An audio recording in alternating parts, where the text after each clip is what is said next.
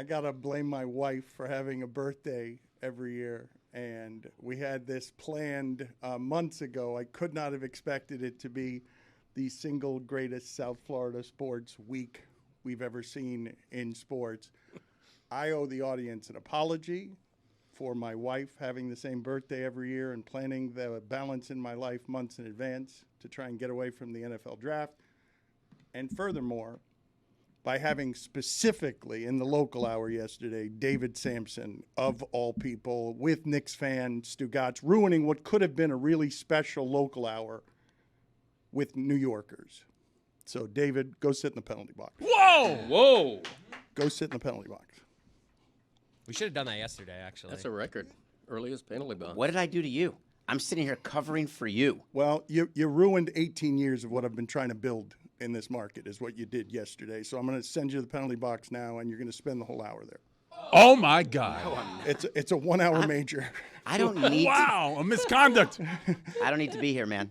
I was here trying to make it so you could have a good birthday. Well, but I did not plan. The thing that I ruined is I did not know that in the single greatest time in South Florida sports history, I'm going to make it up to you today because I'm going to pollute the national show with local stuff as well. And we've got the greatest homer in the history of sports journalism. Greg Cote is here to talk about all local things. So look at how pleased Billy is. Billy is very pleased. I'm not. I just told Chris, it's not David's fault Dan was on vacation. I don't know why he's getting the brunt of this. We're a national show. But That's David right. did poop all over us yesterday. Okay. We can all agree there. He pooped all over us. Do you have yesterday. food in there? Why are you still here? Okay. Whoa.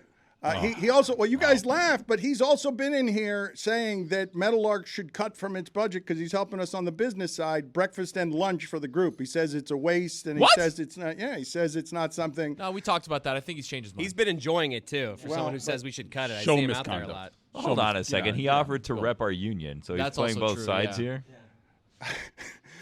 here. He is not trustworthy. Do you know how? I don't know where Stugotz is. And we have to keep Samson around in the event that Stugotz disappears at various times. Do you know how untrustworthy you have to be for David Samson to be more trustworthy than you are? Because I can count on David Samson to be here. A little too much, actually, because people are already tired of him. Mike, you want to defend him. Yeah, I think he's been what I've needed in this time, which is dependability. Here's my experience with Stugotz over the last 24 hours. I got an email at 6 o'clock in the evening, Sunday evening, detailing a month's worth of vacation that was set to begin 6 hours from that email being sent. And I found out about a whole bunch of days that Stugotz was going to be missing, including this entire week, potentially Tuesday, buddy. I don't know. It depends on the Knicks game. La-da-da-da-da-da. Whole song and dance. He put everything on the transition with Whitty leaving. And that's convenient because Whitty's not here to defend himself. I hope to reach out to Whitty later and find out. I know that his Stupidity producer and cohort and God Bless Football cohort, Billy Gill, was kind of surprised by all this vacation time. But he said yesterday he might be in New York today. I sent him 3 texts. Are you going to be in tomorrow? This is after he knew whether or not he was getting tickets and whatnot. Are you going to be in tomorrow? Go sit. 6:45 a.m. I got a text saying, I'm not in today. Billy, he said kind of. You kind of were surprised. Well, nothing surprises me anymore. It's really what it comes down to. You know what I mean? Like, I have his schedule. I know when his daughter plays. I know that this is the last week of that. Well, she doesn't play at Madison Square Garden. No, that's the part that I'm unclear on. This why is not the last week, by the way. Tuesday's necessary for. I mean, the game's on Thursday, so I don't know what's going on. I'm here. That's all I can account And David for. Samson is here. And David Samson's been super dependable. Greg, I love that you're here on Tuesdays, but do you have it back in my day? Not today, Mike. See what I mean about dependability? Well, we are not surrounded by It's dependability. a quality control week. It's not. Well, it isn't actually, but that's a good excuse. Just though. Thank say you. that. So what is it? I have to play the Heat Panthers playoff card. Yeah. I've been working like a one-armed paper hanger, and I'm not just kidding. I mean, I have been really busy the past month or so. I broke my foot. Not my foot, but the junior toe Are you on my okay? right You foot. played golf a couple days ago. Well, I'm getting around, but a week ago, my foot was bad. I was, limping like Walter Brennan. Yeah. So, but now I'm better. Yeah, so it's all good. You're also who- sad. One of your musical heroes passed away. Hold on. Oh, my gosh. Hold on. Slow down. Slow down. Walter Brennan is. Walter Brennan was an actor who starred in a lot of westerns, and in one western, he had an exaggerated limp. Died in 74. Born in 1894. Well, he had an exaggerated limp. I'm trying to think of the show that was, and I can't recall it. I think it was a western. Luke the Barn. That was one of his lines. His son on the show He was said it named more Luke. than once? Yeah, Luke. And when the barn door was left open, he'd go, Luke the Barn, Yeah. while limping in an exaggerated manner. Walter Brennan, one of the American great actors. I don't know, how'd that happen? How did I even get there? Was it Rio Bravo? It could have been. I don't remember. Was it the real McCoys? You know what? It was the real McCoy. That's why we have Google. It was the real McCoy, or McCoys. Yeah, Luke McCoy. I forget Brennan's name in that. But it was the real McCoys. You Thank said Roy. working harder than a one-armed paper hanger. Isn't it just hanging there? Isn't the one-armed paper hanger doing nothing but just hanging there? Well, the paper, back in the days of wallpaper, it was either a two-man job or a job for a two-armed man. If you were a one-armed paper hanger, it was tough. It's like a one-legged punter. It's tough to do your job. You needed a second arm. I'm just saying. I really thought when he said one-armed paper hanger, I thought it was a hanger made of paper. I didn't realize it was someone who hung paper. Like, Ridiculous. Come on, Le Batard. At what point does this epic local hour begin? well, no, we're going to do it all show today because I failed the audience again by just trying to get away from the NFL draft. I'll have Greg Cote update me in moments. I'm told that he had 3 exactos. Yes. 3 exactos. 2 of them were super zagactos. That's big. Yeah. An exacto is the right player to the right team. A super zagacto is the right player to the right team in the exact draft order. That's the Triple Crown. And how did you do against Mel Kiper Jr.? I kicked it. Junior had 2. I had 3. So he you had both 2. did terrible. Yeah, we both did terrible. And I got 2 in a row. I got not only Bryce Young, who everybody got. The top pick. Wow, really out No, there. no. That was a No. super zagacto. That was one of the that's right. super zagactos. But I also got C.J. Stroud going second, which not most people Good did. start to you. Good start for your So draft. I got a great start. But it and fell then, apart after that. it Bad just fell finish. apart. Yeah. Well, who was the third? Are you going to build up I to can't that? even remember. Oh, good. Yeah, I don't remember. It was like mid-draft, a 16th pick or something. But we beat Kuiper. That's all that matters. We have a Greg Cote who's disoriented. I've told him today, and he's scared of this, that we are abiding as a network that is beginning by new network clocks, that we are trying to have 12.5-minute segments. We're practicing. And so, Greg Cote, you've been forewarned. Yep. The clock up there gives you a countdown I'm seeing it. to when the segment ends. I'm seeing it. Just And- means nothing. That's right. He's a little disoriented, but I will tell you, it's a great story of how it is that I watched the Heat eliminate the Bucks. I shouldn't even say watched because I had super spotty internet service and I was just getting a computer scroll play-by-play that reminded me of what I used to do in 1970s as a kid when I would watch on the television line scores of baseball games go by on a channel to update me about baseball games, and I knew that a big inning was happening if during the scroll of the line scores in a Yankee game, the 5th inning was taking a long time to update. That's how I watched that improbable Heat victory, with spotty internet service, driving up the mountains, clouds with a car in front of me, spun out, super dangerous. Couldn't see, no lights, because I missed my flight, and you can't fly late in Costa Rica on small planes because it's too dangerous in the cloud cover.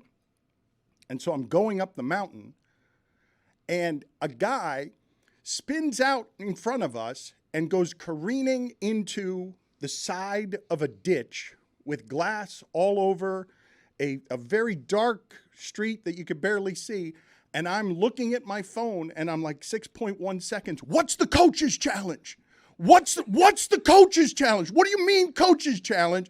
And it's taking forever to update. And then I see with 2.1 seconds left, Connaughton in for Brook Lopez, and I'm yelling at my phone, what's Budenholzer doing? Like, why do the Heat have all shooters in the game? Why is Brook Lopez being taken out of the game? Sounds like a magical birthday for your wife. Well, here's the thing, Is though. the guy all right? That's what I was thinking. Sounds like the Bruins season, am I right, Dan? Yeah, spun out. Yep. What is funny about all of that is on this trip, this blissful trip, because it's been a rough couple of years for me and my wife, because this building of a business is consuming. So I wanted to do something special for her.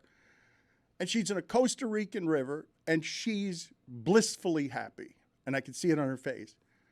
And it made me slightly less happy than seeing Mike Ryan late at night with a television's glow on his face, just listening to Boston sports radio after the Panthers finished one of the great upsets of all time, that Roy and Mike Ryan badly wanted that team. And put it on the poll, Juju, at LeBatard Show. What tastes better, Boston's tears or New York's tears? Because it's special to do it to those cities, to just crush them. But to do it in their place, oh, my God, does that feel good? Boston's. You know why? Because they're racist. That's why. Oh, wow. Thank you, Roy. You're welcome. I appreciate that. The entire city. Just all of them? Majority of them. Okay. All right. I told you yesterday there was one caller that the whole solution to the Bruins season was get rid of the Swedes. Well, they react the way you do from quarter to quarter, trading Bam Adebayo. Yeah, I've capitulated, though. I apologize to Max Strus. Jeff Van Gundy is going to join us here in a little bit. The Heat, if healthy, have the two best players in that series, right? They haven't been the two best players during this postseason, but Right. Greg, like when you watch what it is that's happening with the Miami Heat and the Panthers in South Florida. I mean, it's the greatest combined weekend in history. You know, I'm still waiting for the part of that story, by the way, where you pulled over and saved that guy in the ditch. Jeff Van Gundy is going to join us here in moments. I am confused, David, as to why it is you're back in here. I'm not going back in there. What do you mean you're not going back in there? What did you not understand about it's a local hour major, the first in the history of the show? I'm not going to sit in that room for an hour. Okay, you don't have to sit in that room for the hour, but you can't sit in this one for the hour. So you're going to have to go, and I don't care how mad it makes you. I've got to fix what happened with the audience.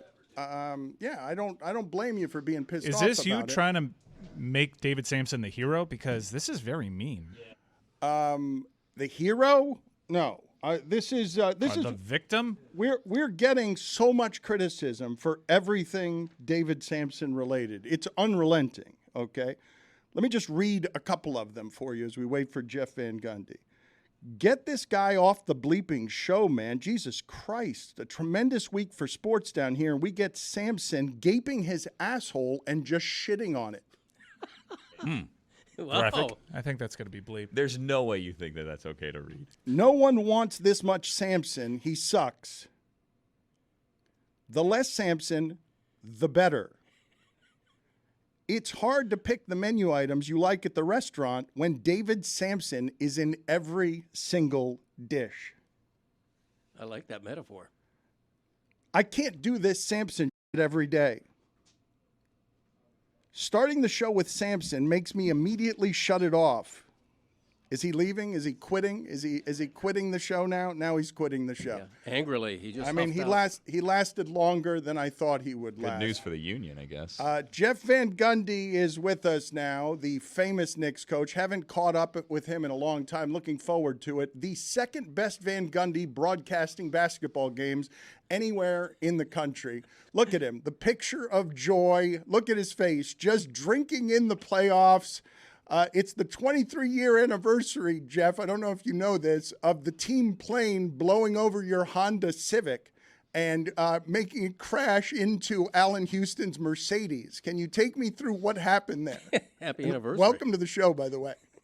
Yeah, I appreciate it. That's truly a tragic memory. I love that car.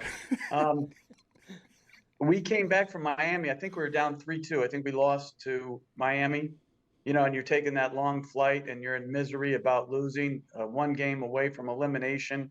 And we had a backup pilot doing our flight that night. So we fly into this little airport near the practice facility in White Plains, New York. And instead of just like coming in and parking on the tarmac and getting out and seeing our car, he did a circle in front of the cars and then pulled into the spot. My spot was always like in the front row, and because I was always like one of the first ones off. And usually when it was colder, the video coordinator would have been sitting in the car ready to give me stuff. So as the pilot circled, the exhaust blew my car up into the air like 50 feet instead. Thankfully, he wasn't in the car. He was outside. Totaled my car, Allen Houston's car, and 3 other cars. So that was a bad night for the Knicks right there. Did you see it happen, or you didn't actually see it happen? No, I was so mad because when the guy circled in front, I could see the car. And then when he pulled it in and I got off, my car's not there. I got off and I said, like, this is not the night to mess with me. Where's the car? And the video coordinator was a little like apprehensive, and he like pointed in the opposite direction, like 50 feet. And he goes, it's over there, And it was smashed like an accordion, like truly. It was, I mean, think about it, like the near tragedy if he had been in the car or gotten hit by one of the, I mean, it's just crazy. I've got a number of basketball questions for you. Did you hear it, though? Did you hear the Honda Civic? Did you hear your dreams crashing in the distance? No, I did not. And I slept in the office that night, commiserating as much about my lost Honda as the game. Why was the Knicks coach driving a Honda Civic? It's a great car. It never breaks down. I mean, I'm not a car guy, but I should know more about it. But I'd had a Toyota before that, and my engine gave me trouble. I was heading over to see Stan when he was coaching at Fordham, and I was at Rutgers, and my car kept like breaking down, and then it would once it cooled down, it would start back up. So a friend of mine said, "Well, have you changed the oil lately?" And I'd had the car for about 3 or 4 years. I said, "Yeah, I put oil in every once in a while." He goes, "No, I didn't say put it in. I said, did you change it?" And I had never changed the oil. I didn't even know what he was talking about. So that's why I had earned the Honda Civic. That's all I could handle. Do you have a greater feeling in coaching than Allen Houston making that shot as an 8 seed against the Heat? Well, I get criticized within my own family for saying this, but the best 5 minutes in life are the first 5 minutes after a great road win. And that obviously was like a great shot by Allen and a great road win. And there's nothing better than that. That feeling right there. And then you got my kids always saying, "Not the birth of me. That's not better." And I'm like, no. No, actually, the first 5 minutes of that road win is a little bit better. Yeah. Were you surprised that Thibodeau did not attack Jimmy Butler's ankle in the last 5 minutes of that game? Well, I saw it differently. I thought they were playing their normal offense. I thought the Heat were great. I don't think Butler's going to be taken advantage of. I don't think the Knicks have a player that can take advantage of Butler.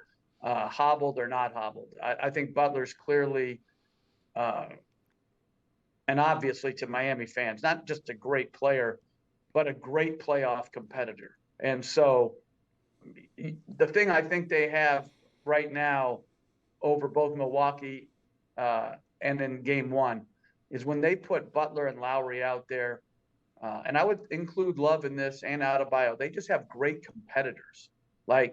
Truly great competitors and tough-minded, maybe a little bit on the downside, but really, really tough guys. Who's better? Well, we're about to find out. I think, clearly Miami looked pretty dominant in that second half, and Butler, and Lowry, I thought were, tremendous. for the Knicks to have a chance, I would think Brunson would have to play a lot better, and Randall would have to be available.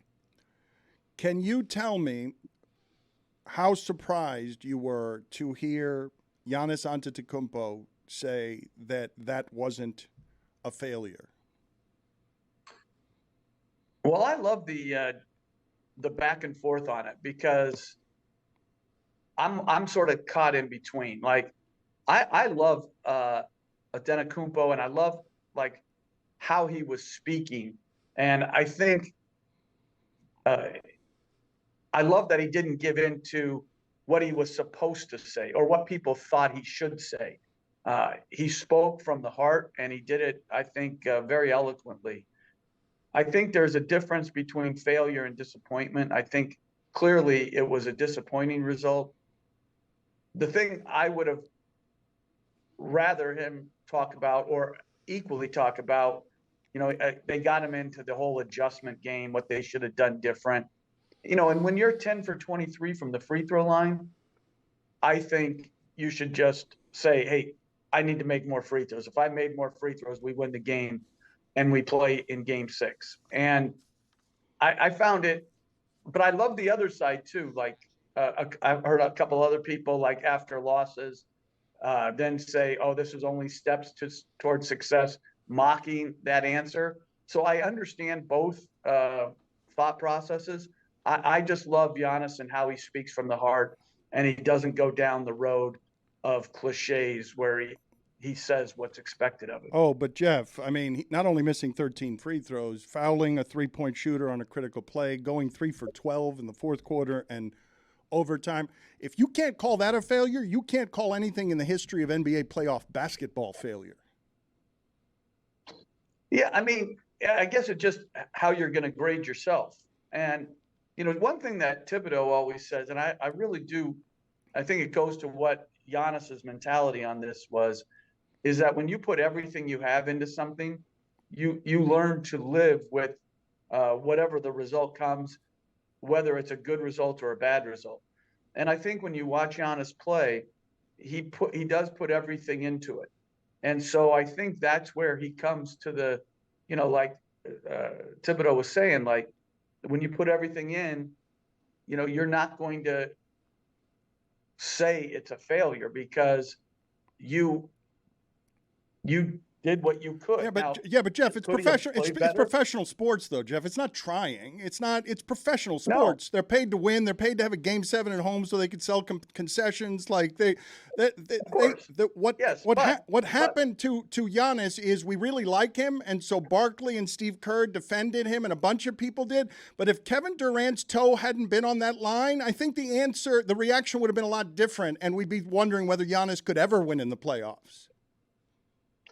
That's an interesting take, but as a player, I don't think you can get into professional sports. You can only do what you can do, and if he did put everything into it, and I also find this very interesting too, that we act like his injury or Middleton's injury the year before had nothing to do with it. This whole like next man up thing is ludicrous. Some teams get better with an injury. Maybe Miami did with Hero's injury. Maybe they found a rotation that, would work. Or maybe they're going to miss Hero later on in the playoffs. I don't know. But and also this whole thing with Budenholzer, like, should they make a change? Are you kidding me? Like, I was just looking at it. Coach Riley and Coach Popovich, I think two of the icons in coaching, obviously, great coaches.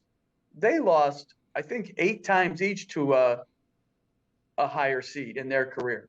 So I think the overreaction is sometimes does a disservice to like real discourse about what needs to improve.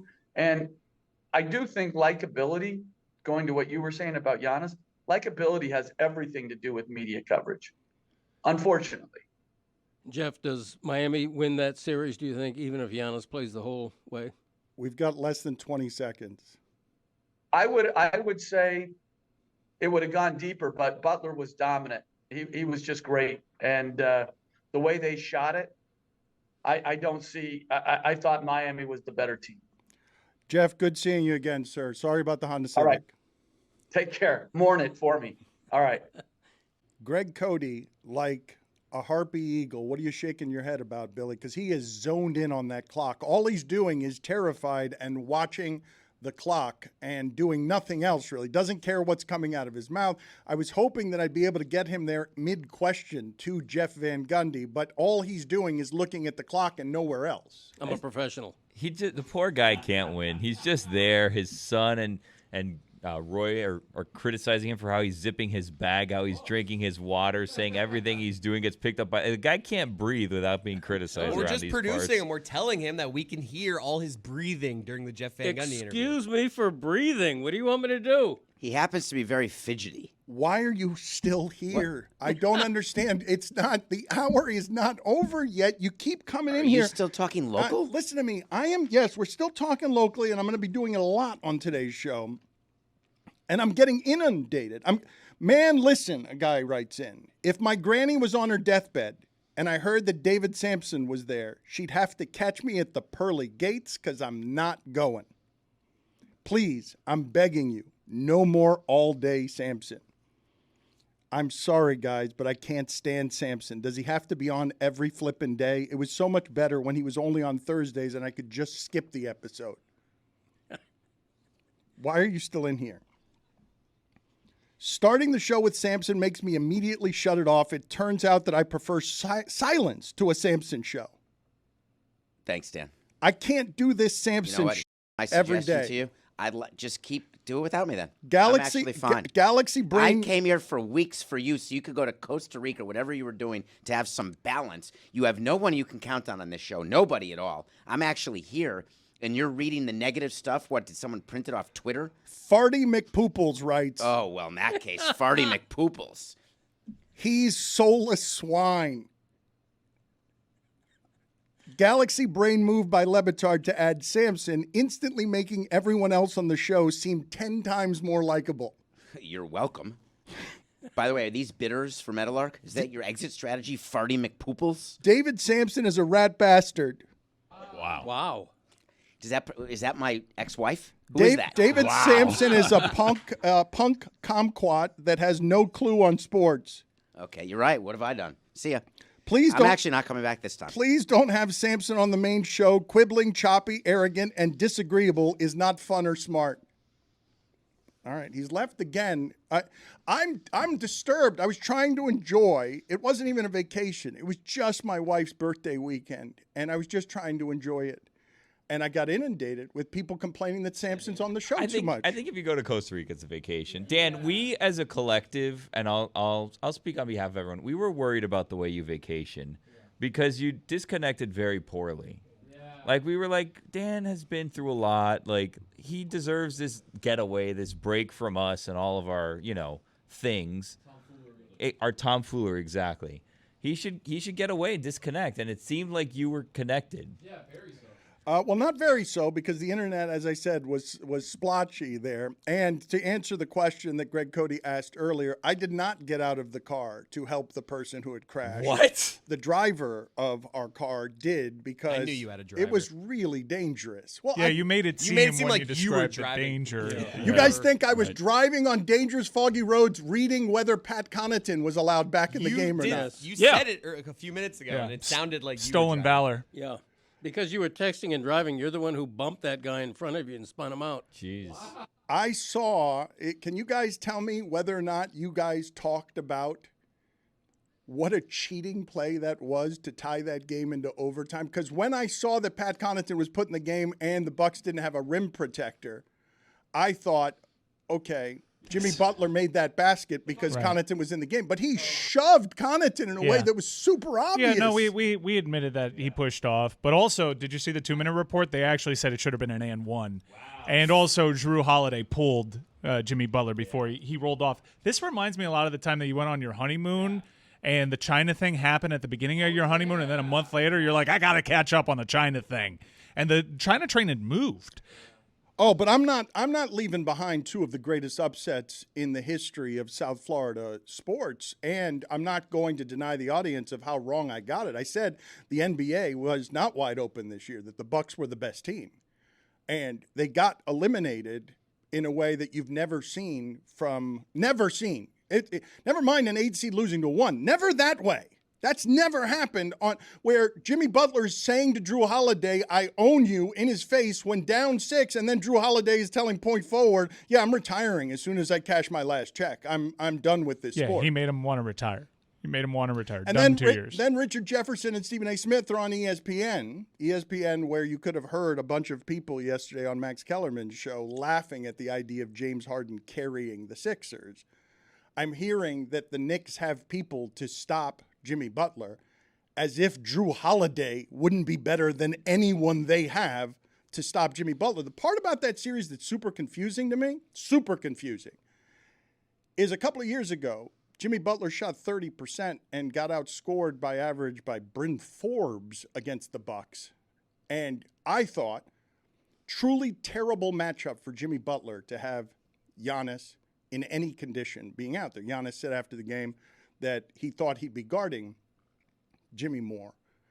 Happened to Bryn Forbes. I thought he was good. due for a super. Oh no, he's got something. He's got some stuff right now in his past that some allegations. I don't think that. So that's what happened to Bryn Forbes. Well, They can't that's shoot not the anymore, only or- thing that happened. No, I think he bounced around the league some. he looked like a superstar. Do you guys realize in all the wonder that was that Heat series against the Bucks, when they're coming down from double digits in game 3 or was it 4? The idea that Caleb Martin is shooting a 3 with Giannis on him and knocking his hand away is a truly terrible matchup for the Heat and a terrible shot for the Heat. The fact that he tied the game in that instance, a series of things had to happen for the Miami Heat to beat the Milwaukee Bucks that way. And now they become, it's only been 5 games, but it's the first time that they've won 6 of 7 games this season. They become one of the greatest things in sports are upsets and game 7s. Panthers managed to give us both. Had the Bruins lost 2 games in a row all season? Never mind 3. Had they lost 2 games in a row all season? They had lost 3 games in a row one time all season. The Florida Panthers accounted for more than a third of the Bruins' losses this year. Yeah. I think the Panthers' upset of the Bruins hugely overshadows the Heat beating Milwaukee. I don't think they're even close. Which is funny, and I hear you, and you can make a solid argument for it. But if you were looking at series prices, no, it's Milwaukee. It's the Milwaukee series by a wide margin. Right. Well, Milwaukee was the betting favorite to win the championship. $5. Okay. And they were the first betting favorite to lose in the first round since 2007. They also were missing their best player for 2 games. You know, which He was on the court for 3 of the 4 losses. okay, that's still the number one factor. But basketball doesn't produce upsets the way that hockey does. That's Right. In hockey, playoff history is littered with 8 seeds that are able to hang with 1 seeds, and you'll see upsets in that sport that aren't as surprising.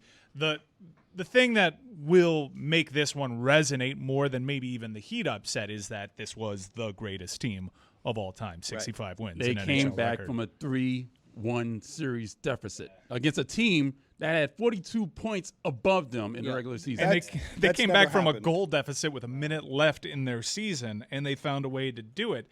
I mean, there were so many moments in those final 3 games that come back in the 3rd period. In Game 6, Bobrovsky's stop on Brad Marchand on the breakaway, which would have been a walk-off winner in Game 5. Yep. Hopefully that's not forgotten because that came with a second left in regulation.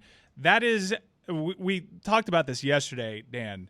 We all agreed that what happened 2 nights ago in Boston is the second best moment in Panther franchise history. Better than winning the President's Trophy.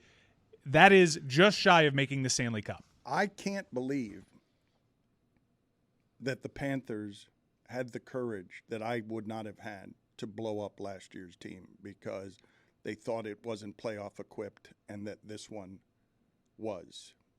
I'm stunned that anyone had the foresight to trade away Huberdeau, who Mike says is the most popular player in team history after the best offensive season. It was the best offensive season, a regular season that any team had ever had, correct? Yeah. Wow. I mean, Coach killer Huberdeau. Well, I mean, they were the clear-cut winner of that trade. Clear-cut. The Flames didn't make the playoffs. They fired the general manager, and they just fired their coach yesterday. Just a complete win of a trade. Yeah, It's the Uyghur's best contract is now considered terrible. Yeah. Huberdeau's contract is now considered terrible. Huberdeau had the single largest point drop-off in NHL history, while Matthew Tkachuk now is being talked about as arguably the greatest American hockey player in the world. In fact, in this upcoming series that kicks off tonight in Toronto, you'll see the two best American hockey players in Austin Matthews and Matthew Tkachuk. Do you realize how rare it is for leadership to do what the Panthers did? I would have gone into the next season with the same team or a version of the same team that was very exciting. And I ask you guys this. As the Panthers don't sell tickets to anything in a Canadian area code, as Toronto fans were chanting, "We want Florida," is Toronto the only franchise in hockey that has a worse last 20 years in the playoffs than the Panthers? Yeah, they are. It's funny. I was texting with Bomani yesterday, and he's like, it's kind of funny because the Panthers and the Heat are both essentially playing the same team. These teams with huge arrogance and bravado, and they're the biggest bad boy in the room, but they actually haven't accomplished anything in your adult life. That's an excellent point. When the Knicks last won, Spike Lee was 16 years old. When Toronto last won, I think, Roy, it was 1967? Yeah, in the 60s, yeah. Okay, so Roy was 4. They're the same team. They've spent the last X number of decades with their fans just pining for the good old days and bitching and moaning that they aren't what they used to be. The Knicks and the Maple Leafs are the same team. I would Did imagine. you just steal Bomani's take? He just didn't hear what repeated it. Bomani Yeah, he didn't hear Bomani's take, even though Mike just told him. Is it fair, though, Greg, you know more about hockey than I do. Right. Is it fair to say that this season and that trade was by and large a win? Because they were 30 points less this season than they were last year. Last year they won the Biden Cup. They didn't do that this year. They've made it just about as far as they did last year. I mean, if they win a game this round, can you say that trade was definitely a win? I think it was definitely a win because the Panthers... This is the new and unimproved Dan Le Batard Show with the Stugotz. Gamble on by Damn it. DraftKings.